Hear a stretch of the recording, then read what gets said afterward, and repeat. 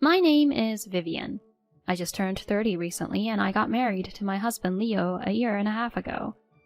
Leo, who I love, and have always wanted to marry, proposed to me and we got married without a hitch. The two of us were filled with hope for the future, planning to create many memories together and support each other in life. Looking back now, I was truly happy at that time. The first signs of trouble in my initially smooth married life started to appear around 3 months into the marriage. I received a sudden call from my mother-in-law asking me to come to her house. My husband had expressed his desire for me to be a homemaker, so after marriage I spent my days taking care of household chores. Of course, my mother-in-law was aware of this, so when I received a message from her, I quickly replied, "I'll come right away," and headed to my in-laws' house. Upon arriving at my in-laws' house, my mother-in-law was waiting for me at the entrance. Although she usually responded to my greetings on that day, she completely ignored me. Not only that, but she urged me to enter quickly, saying, "Hurry in, there are various things I want you to do today," and guided me into the living room. What exactly do you want me to do, Mom?" As I asked, my mother-in-law sat down and said, "There are dishes piled up in the kitchen sink from breakfast and lunch. Please start by washing those." With a gesture that practically indicated I should go to the kitchen, she pointed her chin in that direction. Huh? I had never been asked to do such a thing before, so I was bewildered and frozen in place. Seeing my confusion, my mother-in-law then, "What are you standing around for? Couldn't you hear me? I asked you to do the dishes, didn't I?" She said this with an obviously sour expression, and I was frightened by her behavior, which I had never seen before. "Oh, okay." Saying that, I headed towards the kitchen. I quickly made my way to the kitchen and stood in front of the sink. My heart was pounding so loudly that it felt like it might leap out of my chest. I had never seen my mother-in-law like that before. When we had visited my in-laws' house a few times before with my husband, she had always been kind and cheerful. So why today, of all days? It occurred to me that there was such a thing as harassment against daughters-in-law. Could it be that I was actually experiencing something I had only seen in melodramatic daytime TV shows? When I thought about it, I suddenly felt my blood run cold. I couldn't afford to further upset my mother-in-law. With that in mind, I hurriedly finished washing the dishes. "I've finished washing the dishes, Mom." When I said that, my mother-in-law, "Oh, well, next is laundry, and when that's done, you can clean up. Make sure you also get the stairs," she said, then started lying down on the living room sofa.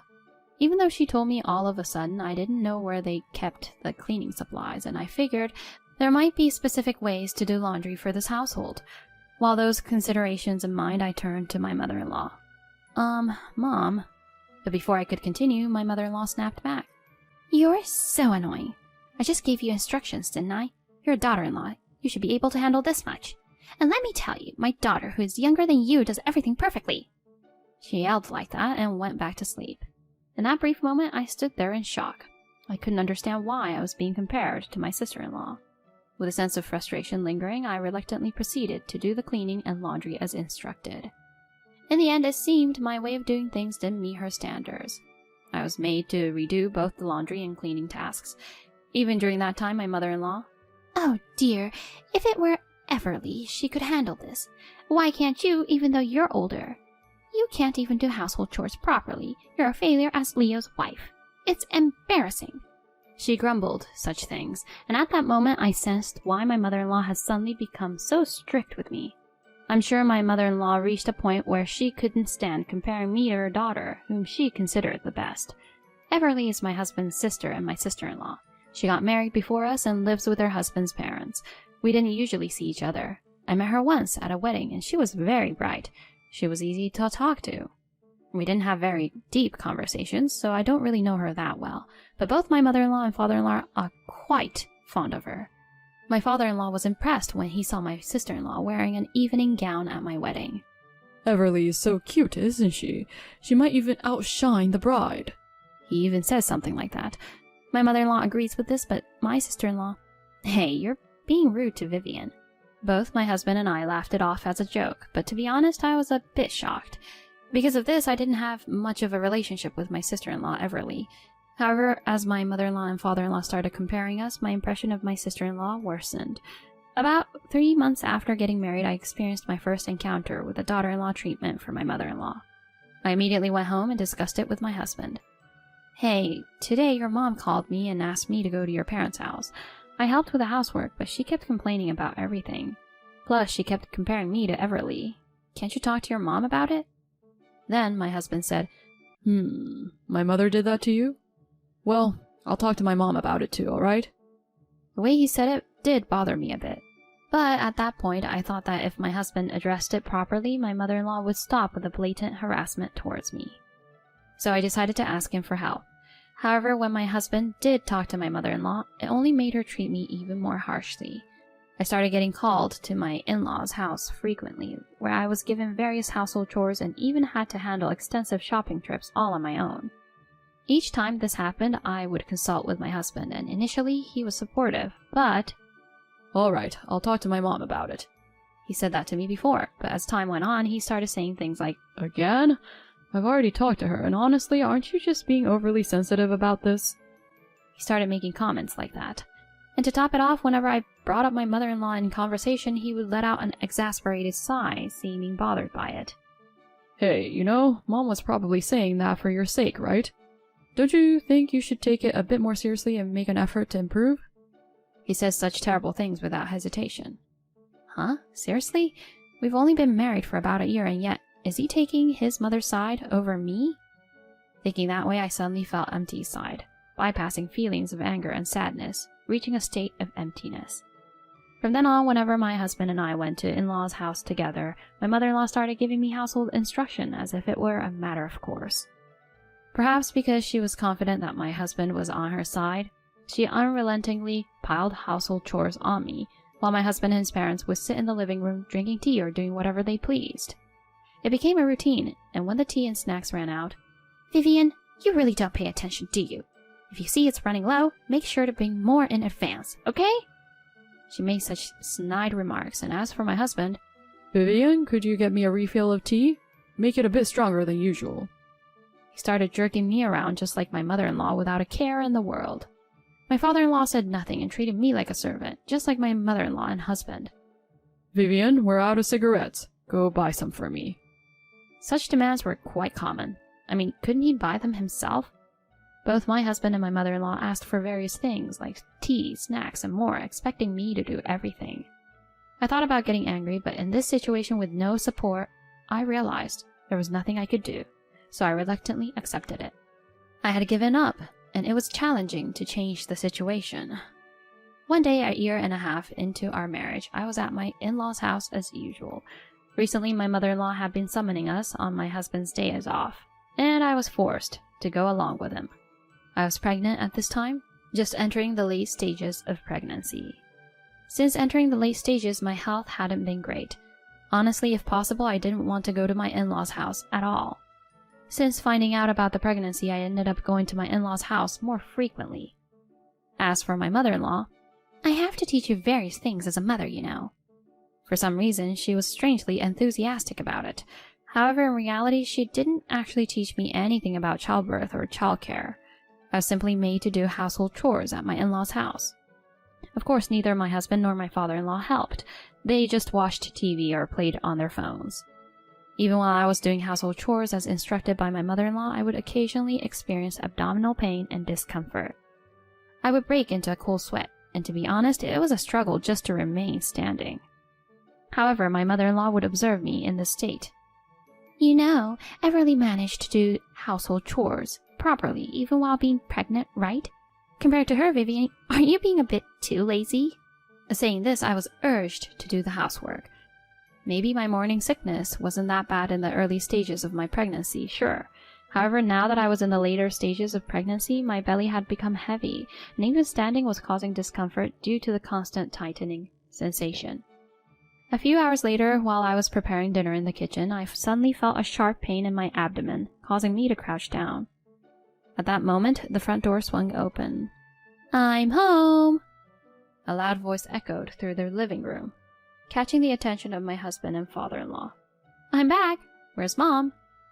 Voices conversing reached my ears, and I soon realized that my sister-in-law had returned. Her footsteps gradually approached. "Mom, what's for dinner today?" My sister-in-law entered the kitchen, and upon seeing me crouched there, she opened her eyes wide in surprise. "Huh? Vivian, what's wrong?" Saying that, she hurried over to me. Sorry, I have a little stomach ache. As I said this, my sister-in-law noticed my stomach. Hey, Vivian, could it be that you're pregnant? She asked awkwardly. Huh? Didn't Leo tell you? I'm already 8 months along. When I found out I was pregnant and entered the stable period, my husband had said he would inform you, so I had assumed you already knew. Then my sister-in-law started trembling nervously and turned bright red before leaving the kitchen. Wait, Mom, where are you? My sister-in-law called for her mother in a loud voice. Then my mother-in-law, who was probably napping upstairs, noticed her voice and came carefree down the stairs. Oh, Everly, you're back. Welcome home. It's been a while since we've seen each other. I'm so happy to see you. Saying that, my mother-in-law tried to embrace my sister-in-law, but my sister-in-law pushed her away. Eh? Everly? In response to my bewildered mother, my sister-in-law asked in a cold tone. Hey, Mom, why is Vivian cooking all by herself, even though she's pregnant with such a big belly? At that moment, it seemed my mother-in-law realized that my sister-in-law was not on her side. Her face turned pale rapidly. Well, you see, Vivian insisted on doing it herself. Huh? There's no way that's true, right? Being in the late stages of pregnancy is tough, even when you're just standing, you know? Because I've experienced pregnancy, I understand, you know? Everly shouted at my mother-in-law with an intense and forceful tone. My mother-in-law, who had always cherished and spoiled her daughter, must have been deeply shocked that she didn't receive support. In response to my sister-in-law's statement, my mother-in-law slumped right there. Then my sister-in-law, without even looking at my mother-in-law, headed towards the living room, and with a newspaper that was on the table, she gave my husband a good solid smack on the head. Hey, who made Vivian's belly grow big, huh? Are you shameless enough to play smartphone games without a care? She yelled like that. Well, huh? My husband seemed unable to grasp the sudden situation. Huh? That's not it. How can you not notice that your wife is being mistreated by your mother? Are you stupid? My sister-in-law tried to grab my husband, but my father-in-law stopped her. Everly, calm down. My sister-in-law glared at my father-in-law. You too, Dad. What's with this awkward silence? When I brought my husband for the marriage introduction, didn't you say something to him, Dad? You told him that after getting married, he should prioritize and cherish your daughter the most. So what's with this situation? I mean, your son's wife is pregnant, and he's just playing games, ignoring her. She stated this firmly, and it seemed to leave my father-in-law speechless. His face turned as pale as a sheet, and he hung his head. In the end, she said to the three of them, You all need to cool your heads. What a bunch of worthless people! Saying that, she kicked my husband, parents-in-law, and husband out of the house. The family house fell into silence. My sister-in-law turned around with a huff, as if she remembered my presence. Oh, I'm sorry, Vivian. I raised my voice. I hope the baby didn't get startled. Is everything okay? Saying that, she started to appear flustered, completely different from her earlier determination. I found her behavior a bit amusing and couldn't help but laugh. Huh, Vivian? What's wrong? I was genuinely worried. Yeah, sorry. I understand, Everly. Thank you for being there for me. When I actually said thank you, for some reason, it brought tears to my eyes. Emotions I had been suppressing all this time suddenly burst out. For me, my sister-in-law's words and actions in this situation meant a lot, as I had felt like I had no allies. My impression of my sister-in-law had shifted in a positive direction since this incident. While my sister-in-law looked at me with a mix of confusion and concern, she repeatedly apologized to me.